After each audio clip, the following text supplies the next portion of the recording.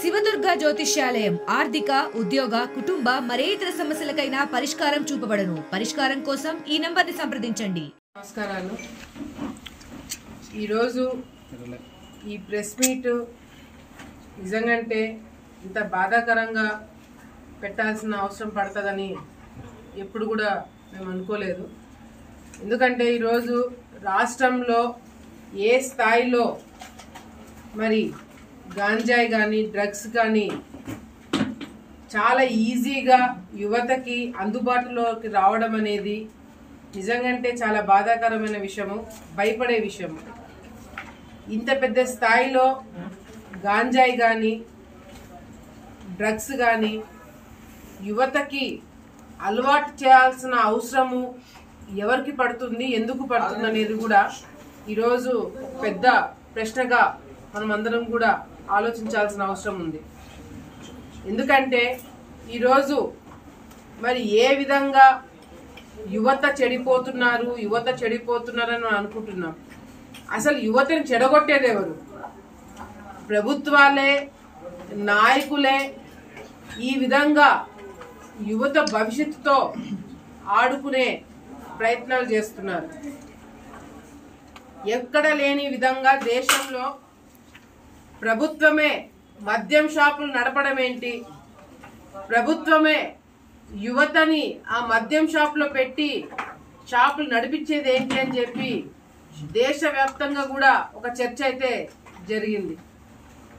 కానీ ఈరోజు బ్రెజిల్ నుంచి ఏదైతే ఒక పెద్ద కంటైనరు 50,000 కోట్ల సంబంధించిన ఒక కంటైనరు 25,000 కిలోలు డ్రగ్స్ దొరికినాయంటే మన విశాఖపట్నంలో మన రాష్ట్రంలో దొరికినాయంటే ఇది తల్లిదండ్రులు, ముఖ్యంగా తల్లిదండ్రులు, ప్రజలు ప్రతి ఒక్కరు కూడా భయపడాల్సిన విషయం.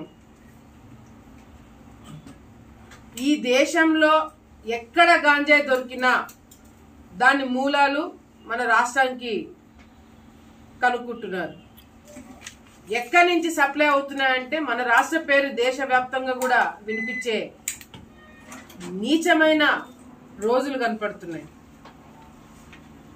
గతంలో చంద్రబాబు నాయుడు గారు ఉన్నప్పుడు పరిశ్రమలను తీసుకురావడానికి మనం నంబర్ 1, అభివృద్ధి కార్యక్రమాలు చేసే దాంట్లో, పోటీ పడే దాంట్లో మనం నంబర్ 1, ఎన్ఆర్ఏజిఎస్ టైప్ దేశవ్యాప్తంగా కేంద్ర నిధులు వాడుకోవడానికి మనం నంబర్ 1. ఈ విధంగా నంబర్ 1గా గతంలో ఆంధ్ర రాష్ట్రం ఉండేది. కానీ ఇప్పుడు డ్రగ్స్ సప్లై చేసే విషయంలో, లేదంటే గాంజాయి సప్లై చేసే విషయంలో ఆంధ్ర రాష్ట్రం నంబర్ 1గా వచ్చిందంటే నిజంగానే చాలా చాలా బాధాకరంగా ఉంది. వైసీపీ నాయకులు డైరెక్ట్గా ఈరోజు పట్టుబడిన వాళ్ళ పేర్లు బయటికి వచ్చినాయి, వాళ్ళ ఫోటోలు బయటికి వచ్చినాయి. అయినా కూడా ఈరోజు ముఖ్యమంత్రి గారు జగన్మోహన్ రెడ్డి గారు ఇన్నిసార్లు డ్రగ్స్ బయటపడుతున్నా కూడా ఒక్కసారి కూడా డ్రగ్స్ తీసుకోవద్దండి, డ్రగ్స్ మంచిది కాదు అనే ఒక్క మెసేజ్ కూడా యువతకి ఇంతవరకు ఇవ్వలేకపోవడం అనేది చాలా డౌట్లు క్రియేట్ చేస్తున్నాయి. సరే, వైసీపీ నాయకులు చేయట్లేదని జగన్మోహన్ రెడ్డి గారు నమ్ముతున్నారు. జగన్మోహన్ రెడ్డి గారు బయటికి వచ్చి ప్రెస్ మీట్ పెట్టి డ్రగ్స్ తీసుకోవద్దండి, డ్రగ్స్ సప్లై చేసే వాళ్ళ మీద స్ట్రిక్ట్ గా యాక్షన్ తీసుకుంటాము, పోలీస్ డిపార్ట్మెంట్ కి మేము ఇన్స్ట్రక్షన్స్ ఇస్తున్నాము అనేది ఎందుకు చెప్పలేకపోతున్నారు జగన్మోహన్ రెడ్డి గారు? వైసీపీ నాయకులు ఎందుకు డ్రగ్స్ మంచిది కానీ స్టేట్మెంట్లు ఇవ్వలేకపోతున్నారు? Simple logic. మేము నెత్తి నోరు కొట్టుకొని చెప్తున్నాం, రేపు పొద్దున మా ప్రభుత్వం వస్తే గాంజాయి కానీ డ్రగ్స్ కానీ సప్లై చేసే వాళ్ళ దగ్గర నుంచి వాడే వాళ్ళ దగ్గర వరకు ప్రతి ఒక్కరి మీద కేసులు పెట్టడమే కాకుండా చాలా తీవ్రంగా యాక్షన్ తీసుకుంటాము అని చెప్పి మేము ఓపెన్ గా చెప్తున్నాం. అదే మాట మీరెందుకు చెప్పలేకపోతున్నారు? ఈరోజు ఆంధ్ర రాష్ట్రంలో ఒక ఎత్తు జరుగుతుంటే నిన్న ఆలగడ్డలో టిట్కో హౌసింగ్ దగ్గర ప్రచారం చేయడానికి మేము పోయినప్పుడు మా కళ్ళ ముందరే 18 సంవత్సరాలు కూడా ఉండవు, దానికన్నా చిన్న వయసు పిల్లలందరూ అక్కడ ఏదో పొగ కనిపిస్తుందని చెప్పి మా వాళ్ళు చెక్ చేస్తే మత్తుకు అలవాటు పడ్డారు. గాంజా దొరుకుతుంది. ఇంత చిన్న చిన్న పిల్లలకి గాంజా ఎక్కడి నుంచి సప్లై అవుతుంది?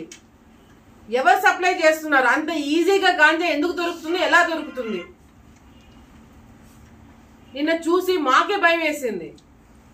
ఇంత ఈజీగా గాంజా దొరుకుతుందా? ఇంత ఈజీగా పిల్లలు మత్తుకు అలవాటు పడుతున్నారా? ఆ టిట్కో హౌసింగ్ దగ్గర ఉన్న ఆడవాళ్ళందరూ మొత్తుకుంటున్నారు. సెక్యూరిటీ లేదు, ఎవరు అంటే వాళ్ళు వచ్చిపోతున్నారు, దొంగతనాలు జరుగుతున్నాయి, పిల్లలు తాగుతున్నారు, గాంజా కొడుతున్నారు అనేది కంప్లైంట్లు నేను వచ్చినప్పుడు మా కళ్ళ ముందరే జరగడం అనేది అది నా కంటికే కనపడడం నా దురదృష్టం. దయచేసి పోలీస్ డిపార్ట్మెంట్ వాళ్ళకి మేము చేతులెత్తి వాళ్ళకి నమస్కరిస్తున్నాం. మీరు కౌన్సిలింగ్ కాదు, పిల్లలను పిలిపించి మీరు ఏం చేస్తున్నారంటే కౌన్సిలింగ్ ఇస్తున్నారంట. మీరు పిల్లలకి కౌన్సిలింగ్ పక్కన పెట్టండి. అసలు గాంజా ఎక్కడి నుంచి దొరుకుతుంది, ఎవడు సప్లై చేస్తున్నాడో వాడి తాట తీయండి, వాడిని పట్టుకొని 4 పీకండి, సప్లై చేసే వాళ్ళని పట్టుకోండి. మీరు పిలిపించుకొని వాళ్ళకి కౌన్సిలింగ్ ఇచ్చినా పిల్లలకి చెప్పినా కూడా వాళ్ళు వినే పొజిషన్లో లేరు. పిల్లలందరూ కూడా మత్తులో ఉన్నారు. ఈ 25,000 కేజీల డ్రగ్స్, దాంట్లో కొకైన్ ఉంది, ఇంకా కొన్ని పేర్లు ఉన్నాయి, కొకైన్, హెరోయిన్, ఇంకా మిగతావి అవి ఏందో కూడా తెలియదు. చాలా చాలా లిస్ట్ ఇచ్చారు సిబిఐ వాళ్ళు. విశాఖపట్నంలో కొకైన్, హెరోయిన్, ఇంకా కొన్ని డ్రగ్స్ ఏదైతే పట్టుకున్నారో దాని విలువ 50,000 కోట్లు. బ్రెజిల్ నుంచి వచ్చింది. బ్రెజిల్ అనే దేశం నుంచి ఈ డ్రగ్స్ కంటైనర్లో రావడము, ఈ కంటైనర్ ఎప్పుడైతే విశాఖపట్నం పోర్టుకు వచ్చిందో వెంటనే సిబిఐ కన్నా ముందు మన పోలీస్ డిపార్ట్మెంట్, మన రాష్ట్రంలో సంబంధించిన పోలీసులు, పోర్ట్లో ఉన్న పోలీసులు అందరూ కూడా దాన్ని చుట్టుకున్నారు. సిబిఐ వాళ్ళు దాన్ని ఓపెన్ చేయకుండా. ఇది మేం చెప్పిన మాటలు కాదు. సిబిఐ వాళ్ళ ఎఫ్ఐఆర్లో, సిబిఐ వాళ్ళు ఇచ్చిన ఎఫ్ఐఆర్లో సిబిఐ వాళ్ళు చెప్పింది ఏంటంటే, during the process of examination various officers of AP government and port employees gathered at the site causing delay in the CBI proceedings. అంటే పోర్టుకు సంబంధించిన ఉద్యోగస్తులు, ఏపీ గవర్నమెంట్ సంబంధించిన ఉద్యోగస్తులు పోర్టుకి మాకన్నా ముందు చేరుకొని దాని ఆ కంటైనర్ ఓపెన్ చేసే విషయంలో కావచ్చు, లేకపోతే ఆ ప్రొసీడింగ్స్, సిబిఐ చేసే ప్రొసీడింగ్స్ డిలే చేశారంట. అంటే జగన్మోహన్ రెడ్డి గారికి, వైసీపీ ప్రభుత్వానికి చెప్పకుండానే పోలీస్ డిపార్ట్మెంట్ వాళ్ళు అక్కడ చేరుకుంటారా? ఇంత పెద్ద స్థాయి, ఇంత పెద్ద కంటైనర్, 50,000 కోట్లకు సంబంధించిన ఒక కంటైనర్ని దాంట్లో ఏముందో తెలియకుండానే పోలీస్ డిపార్ట్మెంట్ వాళ్ళు దాన్ని అడ్డుకున్నారా? జగన్మోహన్ రెడ్డి గారికి తెలియకుండానే ఇవన్నీ జరిగినాయంటే ఈ రాష్ట్ర ప్రజలు నమ్ముతారా? మీడియా నమ్ముతుందా? మేము నమ్ముతామా? అదేందో విచిత్రంగా విజయసాయిరెడ్డి గారు బ్రెజిల్ ప్రెసిడెంట్, ఆయనకి బ్రెజిల్కి ఏం సంబంధం? ఈ దేశానికి సంబంధం ఏదైనా ట్వీట్ చేయాలా? దీనికి ఏదో ఒక సంబంధం ఉండాలి కదా. బ్రెజిల్ మీద అంత ప్రేమ ఎందుకు విజయసాయిరెడ్డి గారికి? అక్కడ ఎన్నికలు జరుగుతుంటే, అక్కడ ఎన్నికలు జరుగుతున్నప్పుడు ప్రెసిడెంట్ ని కంగ్రాచులేట్ చేయాల్సిన అవసరము విజయసాయిరెడ్డి గారికి ఏం పడింది? అదే దేశం నుంచి 1,000 కోట్లకు సంబంధించిన డ్రగ్స్ మన రాష్ట్రానికి వస్తాయి. ఇది అర్థం చేసుకోవాలని పిచ్చోళ్ళు కాదు కదా ప్రతిపక్షం వాళ్ళు, ఇది అర్థం చేసుకోవాలని పిచ్చోళ్ళు కాదు కదా తల్లిదండ్రులు. పరిశ్రమలు తీసుకొచ్చి యువతని కాపాడండి రా బాబు అంటే డ్రగ్స్ తీసుకొని వచ్చి పిల్లల భవిష్యత్తు చెడగొడతారంట. అంటే యువత ప్రశ్నించకూడదు, యువత జగన్మోహన్ రెడ్డి గారు చేసే ఈ అరాచకాలు ప్రశ్నించకూడదు అని చెప్పి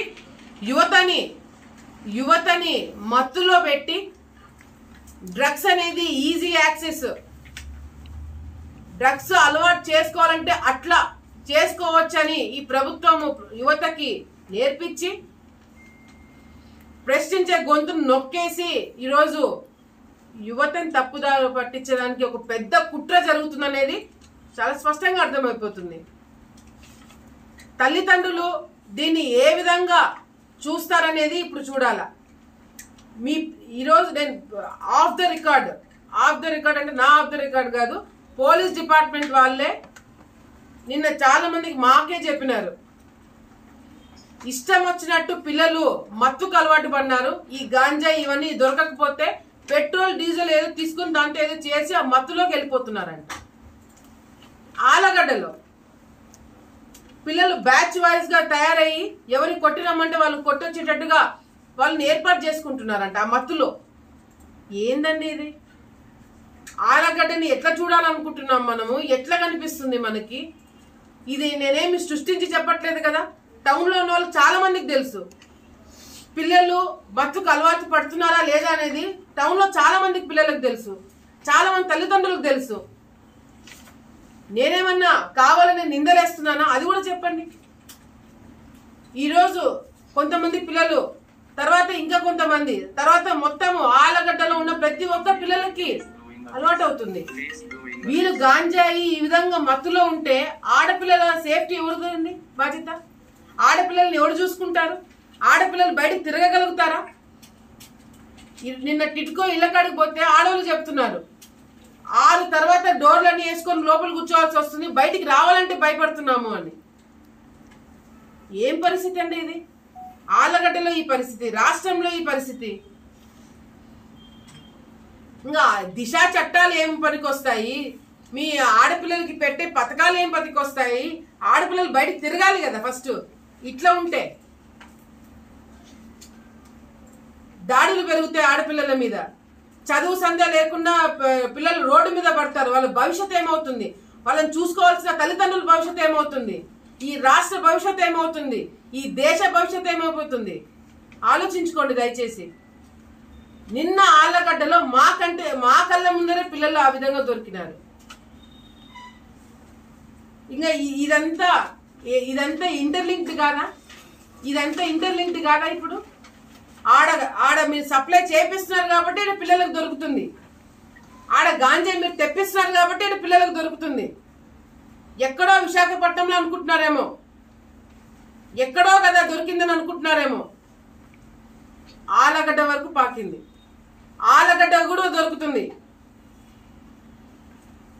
ఇంత నీచమైన, ఇంత దరిద్రమైన పరిస్థితి మన పిల్లలకి రాకుండా దయచేసి జాగ్రత్త పడండి. పాపము యువత, జగన్మోహన్ రెడ్డి వస్తే మాకు యువతకు ఉద్యోగాలు వస్తాయేమో, స్పెషల్ స్టేటస్ వస్తాదేమో, ఇంకేమన్నా వస్తాదేమో, రాష్ట్రాన్ని ఎక్కడికో తీసుకుపోతాడని చెప్పి యువత నమ్మి ఓట్లేసినారు. ఈ రోజు పరిస్థితి ఆలగడ్డలో పిల్లలు ఆ విధంగా చూస్తుంటే మాకే కడుపు తరుక్కుపోతుంది. కూడా దీని గురించి చాలా సీరియస్ గా ఆలోచించాల్సిన విషయం. దీని మీద ఎటువంటి యాక్షన్ తీసుకుంటారో నాకు తెలియదు, తీసుకుంటారో లేదో కూడా తెలియదు. కానీ తల్లిదండ్రులందరికీ మా తరపు నుంచి ఒక భరోసా, రేపొద్దున మా ప్రభుత్వం వచ్చిన తర్వాత గాంజాయ్ దొరుకుతుందా అనే మాట రాకుండా ఈ రాష్ట్రంలో అందరినీ కూడా తరిమి కొట్టే బాధ్యత మేము తీసుకుంటాం. ఆలగడ్డలో పిల్లల భవిష్యత్తు చెడిపోకుండా కాపాడే బాధ్యత నేను తీసుకుంటాను. చదువుకున్న పిల్లలకు ఉద్యోగాలు ఇప్పించి వాళ్ళని సరైన దారిలో పెట్టే బాధ్యత నేను తీసుకుంటాను. కానీ సరైన వ్యక్తికి ఓటేసే బాధ్యత ప్రజలు తీసుకోవాలని చెప్పి ఈ సందర్భంగా ప్రజలందరినీ కూడా చేతులెత్తి ఆలగడ్డ భవిష్యత్తు, ఆంధ్రప్రదేశ్ భవిష్యత్తు కాపాడాలని చెప్పి ప్రజలకు విజ్ఞప్తి చేసుకుంటున్నాము. మరిన్ని వీడియోస్ కోసం ఛానల్ ని సబ్స్క్రైబ్ చేయండి, లేటెస్ట్ అప్డేట్స్ కోసం వాట్సాప్ ఛానల్ ని ఫాలో చేయండి అండ్ లింక్ డిస్క్రిప్షన్ లో ఉంది.